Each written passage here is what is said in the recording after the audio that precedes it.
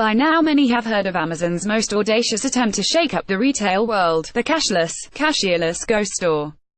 Walk in, grab what you want, and walk out. I got a chance to do just that recently, as well as pick the brain of one of its chief architects. My intention going in was to try to shoplift something and catch these complacent Amazon types napping. But it became clear when I went in that this wasn't going to be an option. I was never more than a foot or two from an Amazon PR rep, and as Dilip Kumar, the project's VP of Technology, convinced me, they'd already provided against such crude attacks on their system. As you might have seen in the promo video, you enter the store heretofore accessible to Amazon employees only through a gate that opens when you scan a QR code generated by the Amazon Go app on your phone. At this moment, well, actually the moment you entered, or perhaps even before your account is associated with your physical presence and cameras begin tracking your every move. The many cameras. I wondered when the idea of Amazon's cashierless store was first proposed how it would be accomplished. Cameras on the ceiling, behind the display cases, on pedestals. What kind? Proximity and weight sensors, face recognition? Where would this all be collated and processed? Amazon's approach wasn't as complex as I expected, or rather not in the way I expected. Mainly the system is made up of dozens and dozens of camera units mounted to the ceiling, covering and recovering every square inch of the store from multiple angles. I'd guess there are maybe 100 or so in the store I visited, which was about the size of an ordinary bodega at Station Mart. These are ordinary RGB cameras, custom-made with boards in the enclosure to do some basic grunt computer vision work, presumably things like motion detection, basic object identification, and so on. They're augmented by separate depth-sensing cameras using a time-of-flight technique, or so I understood from Kumar, that blend into the background like the rest, all matte black. The images captured from these cameras are sent to a central processing unit, for lack of a better term, not knowing exactly what it is, which does the real work of quickly and accurately identifying different people in the store and objects being picked up or held. Picking something up adds it to your virtual shopping cart, and you can pop it in a tote or shopping bag as fast as you like. No need to hold it up for the system to see. This is where the secret sauce is, Kumar told me, and I believe him. As banal a problem as it may seem to determine which similarly dressed person picked up which nearly identical yogurt cup, it's very difficult to get right at the speed and accuracy level needed in order to base an entire business on it. A student, after all, with the resources available these days, could probably design a version of this store in a few weeks that would work 80% of the time.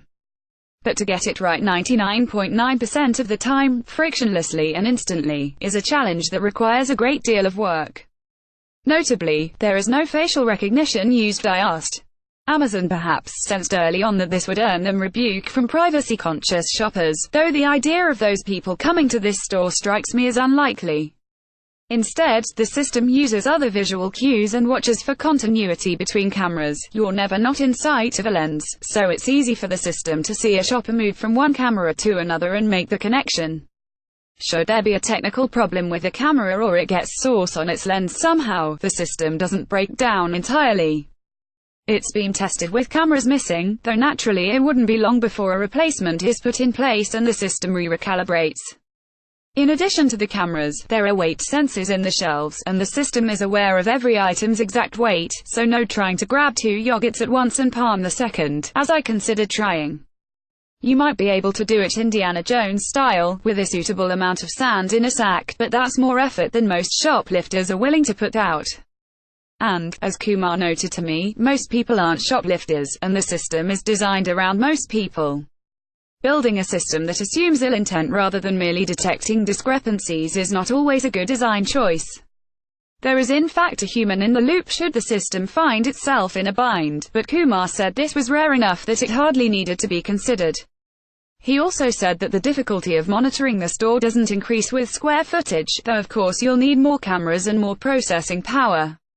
It's also been tested with serious crowds. We were there during a slow time in the mid-afternoon, but shortly before that was the lunch rush, they told me, when dozens rather than a handful of people could be found walking in and out without doing anything more than showing their phone to a sensor at the entrance.